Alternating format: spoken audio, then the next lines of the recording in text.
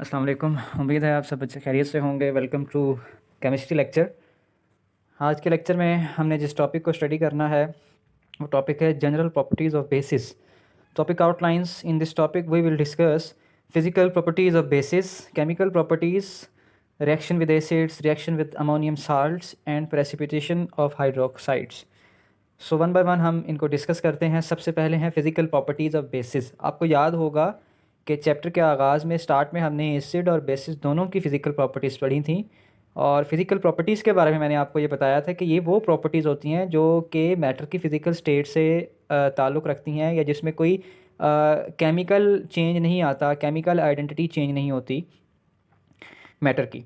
तो बेस की physical properties क्या हैं, ऑब्जर्वेबल प्रॉपर्टीज़ क्या हैं। Basis have the bitter taste, कड़वा इनका जायका होता है, एंड फील स्लिपरी। जब हम इनको छूते हैं तो स्लिपरी फील करते हैं। For example soap is slippery to touch, soap is a base. They turn red litmus blue, ये भी मैंने आपको बताया था कि एसिड्स और बेसिस का लिटमस पेपर पर अफेक्ट। लिटमस पेपर हमारे पास दो तरह के होते हैं, रेड कलर का लिटमस पेपर होता है, एक ब्लू कलर्ड लिटमस पेपर होता है। तो जो बेसिस होती हैं वो रेड लिटमस पर क्या इफेक्ट शो करती हैं, they turn red litmus blue. जब आप किसी बेस सोल्यूशन में रेड लिटमस पेपर को डिप करेंगे तो आपका वो रेड लिटमस पेपर ब्लू में कन्वर्ट हो जाएगा। Number 3, they are non corrosive, ये नॉन कोरोसिव होती हैं। नॉन कोरोसिव का मतलब क्या है कि जो ज़्यादा रिएक्टिव नहीं होती हैं, except concentrated forms of NaOH and KOH। Potassium hydroxide and sodium hydroxide की जो कंसनट्रेटेड फॉर्म्स होती हैं, कंसनट्रेटेड फॉर्म वो होती हैं जिनमें आपने पढ़ा है सोल्यूशन की 2 टाइप्स होती हैं, dilute solution and concentrated solution. तो कंसनट्रेटेड टाइप या कंसनट्रेटेड सोल्यूशन वो होती है जिसमें सोल्यूट की क्वांटिटी, अगर लेट्स सपोज अगर NaOH की हम बात करते हैं तो उसमें सोडियम हाइड्रोक्साइड ज़्यादा होता है, और पोटेशियम हाइड्रोक्साइड भी अगर उसकी सोल्यूशन की बात करेंगे तो उसकी कंसनट्रेटेड सोल्यूशन वो होगी जिसमें उसकी क्वांटिटी ज़्यादा है। सो इनकी जो कंसनट्रेटेड सोल्यूशंस है पोटेशियम हाइड्रोक्साइड और सोडियम हाइड्रोक्साइड की, ये कोरोसिव होती हैं। इनके अलावा बाकी बेसिस नॉन कोरोसिव होती हैं। Their aqueous solutions conduct electric current. हमने एसिड्स के बारे में भी पढ़ा था कि एसिड्स की भी एक्वस सोल्यूशन इलेक्ट्रिक करंट को कंडक्ट करती हैं। आगे चलते हैं केमिकल प्रॉपर्टीज़। केमिकल प्रॉपर्टीज़ में मैंने आपको ये बताया था कि जब हम बात करते हैं केमिकल प्रॉपर्टीज़ की तो हम बात कर रहे होते हैं केमिकल रिएक्शंस की। तो केमिकल रिएक्शंस को देखेंगे तो बेसिकली 3 हेडिंग्स हैं यहाँ पे केमिकल रिएक्शंस में। सबसे पहली हेडिंग है रिएक्शन विद एसिड्स, यानी बेसिस का जो रिएक्शन है, बेस का एसिड के साथ रिएक्शन।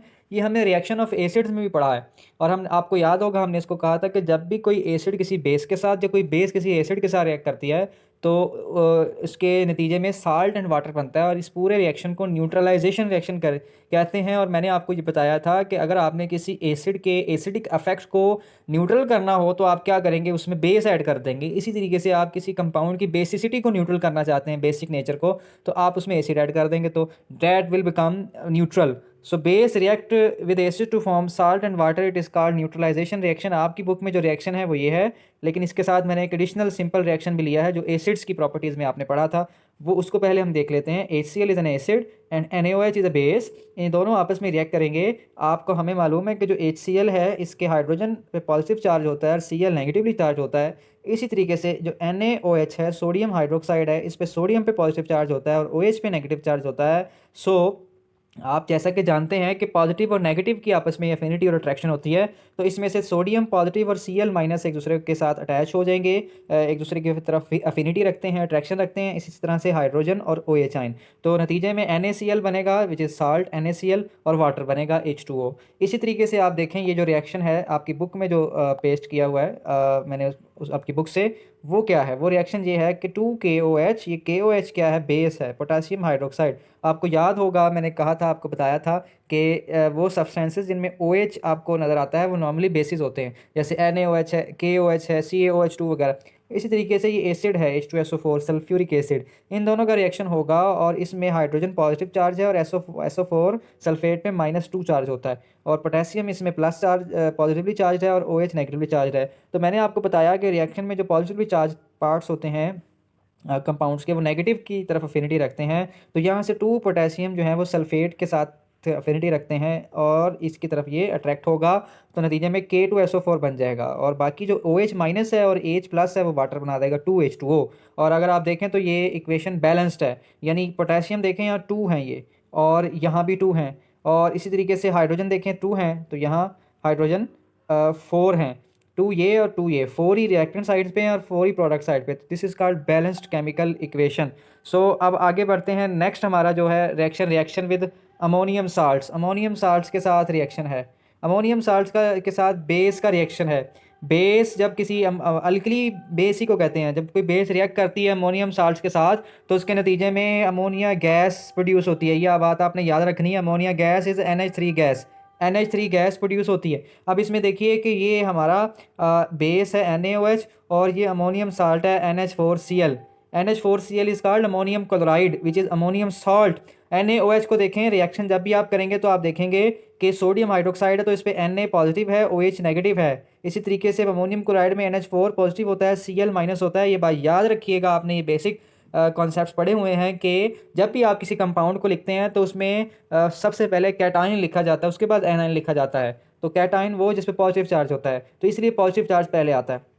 तो इसका जो NH4 पॉजिटिव है ये OH नेगेटिव की तरफ अफिनिटी रखता है, तो NH4 इसमें से OH नेगेटिव की तरफ अफिनिटी रखेगा। या इसको दूसरी सूरत में इस तरह से भी देख सकते हैं आप कि जो NH4 है इसमें से एक हाइड्रोजन पॉजिटिव OH के साथ अफिनिटी रखेगा तो H2O बन जाएगा, और बाकी जो NH4 में से एक हाइड्रोजन रिमूव हो गया, वो OH के साथ मिलकर उसने वाटर बना दिया, और बाकी हमारे पास NH3 गैस की फॉर्म में, और इधर से Cl माइनस जो है वो Na प्लस की तरफ अफिनिटी रखता है तो NaCl बन जाएगा।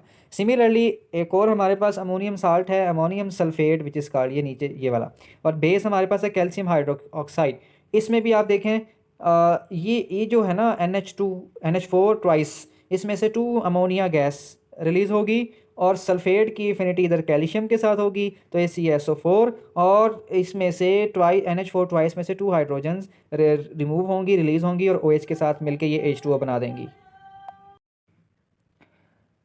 इसी तरह नेक्स्ट स्लाइड को देखते हैं। नेक्स्ट स्लाइड है प्रेसिपिटेशन ऑफ हाइड्रोक्साइड्स। हाइड्रोक्साइड्स की या बेसिस की रिएक्शन के नतीजे में जो सोल्यूशन में प्रेसिपिटेट्स बनते हैं। What is precipitation?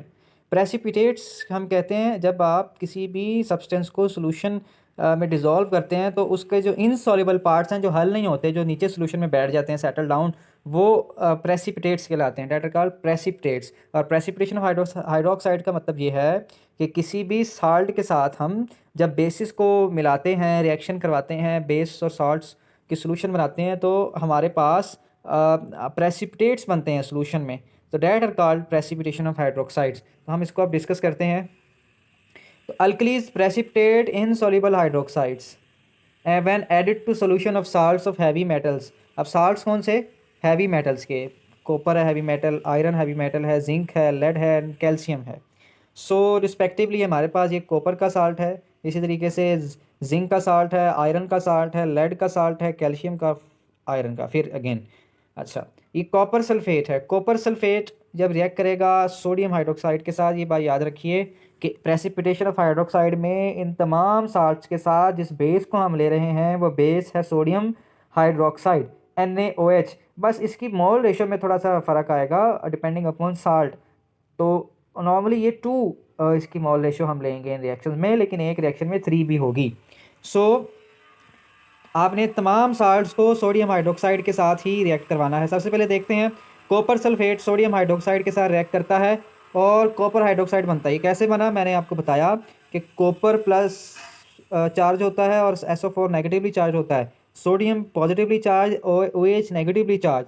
तो इसके नतीजे में कॉपर की एफिनिटी किस तरफ होती है? OH की तरफ, तो ये कॉपर हाइड्रोक्साइड बन जाता है। चूँकि 2 OH हैं इसलिए ये ट्वाइस की फॉर्म में आ जाएगा। और बाकी सोडियम की एफिनिटी सल्फेट की तरफ है, डेफिनेटली सोडियम पे पॉजिटिव चार्ज है, सल्फेट SO4-2 होता है, तो ये सोडियम सल्फेट बन जाएगा। ये जो हाइड्रोक्साइड कंटेनिंग कंपाउंड है ना, दीज आर एक्चुअली प्रेसिपिटेट्स, और ये डिफरेंट कलर्स के होते हैं। ये कलर्स आपने याद रखने हैं कि कॉपर की जो प्रेसिपिटेट होती है वो नॉर्मली ब्लू कलर की होती है। इसी तरीके से नेक्स्ट रिएक्शन देखें, जिंक क्लोराइड है सोडियम हाइड्रोक्साइड के साथ।